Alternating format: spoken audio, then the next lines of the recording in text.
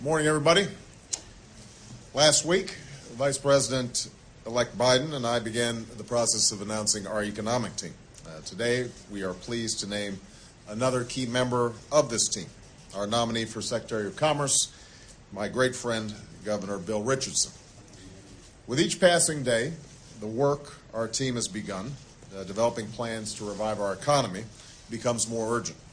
Earlier this week, we learned that the U.S. economy has been in recession since December of 2007, and that our manufacturing output is at a 26-year low. Two stark reminders of the magnitude of the challenges we face. But while I know rebuilding our economy won't be easy, and it won't happen overnight, I also know this, that right now, somewhere in America, a small business is at work with the next big idea. A scientist is on the cusp of the next big breakthrough discovery.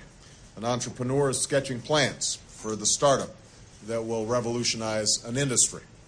Right now, across America, the finest products in the world are rolling off our assembly lines, and the proudest, most determined, most productive workers in the world are on the job. Some already in their second shift of the day, many putting in longer hours than ever before. After nearly 2 years of traveling across this country, meeting with workers, visiting businesses, large and small, I am more confident than ever that we have everything we need to renew our economy. We've got the ingenuity, the technology, the skill, and commitment. We just need to put it to work. It's time to not just address the immediate economic threats, but to start laying the groundwork for long-term prosperity, to help American businesses grow and thrive at home, and expand our efforts to promote American enterprise around the world.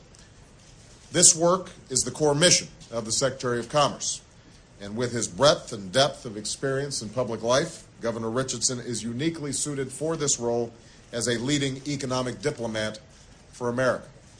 During his time in state government and Congress, and in two tours of duty in the cabinet, Bill has seen from just about every angle what makes our economy work and what keeps it from working better. As governor of New Mexico, Bill showed how government can act as a partner to support our businesses, helping to create 80,000 new jobs. And under his leadership, New Mexico saw the lowest unemployment rate in decades. As a former Secretary of Energy, Bill understands the steps we must take to build a new clean energy industry and create the green jobs of the 21st century. Jobs that pay well and won't be outsourced. Jobs that will help us end our dependence on foreign oil. And as a former ambassador to the United Nations, Bill brings both international stature and a deep understanding of today's global economy.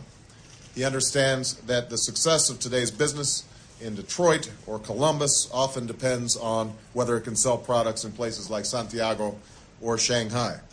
And he knows that America's reputation in the world is critical not just to our security, but to our prosperity. Excuse me.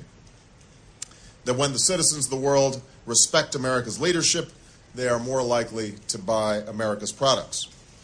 To this crucial work of restoring America's international standing, Bill will bring a leadership style all his own. Bill has never been content to just learn from briefing books, never satisfied with only the official version of the story. During his time in Congress, he held more than 2,500 town hall meetings so he could hear directly from constituents. He was a regular in the UN cafeteria, mixing it up with UN employees over lunch. And during his 2002 campaign for governor, he actually broke a world record by shaking nearly 14,000 hands in just 8 hours. I've got to check that statistic. All of this reflects a determination to reach out and understand where people are coming from, what they hope for, and what he can do to help. This approach, I believe, has been the key to Bill's success as a negotiator and will be key to his work on the critical functions of the Commerce Department, from administering our census and monitoring our climate to protecting our intellectual property and restoring our economic diplomacy. In the end, Bill Richardson is a leader who shares my values, and he will be measured his progress the same way I do. Are we creating good jobs instead of losing them? Are incomes growing instead of shrinking? I know Bill will be an unyielding advocate for American business and American jobs, at home and around the world. And I look forward to working with him in the years ahead.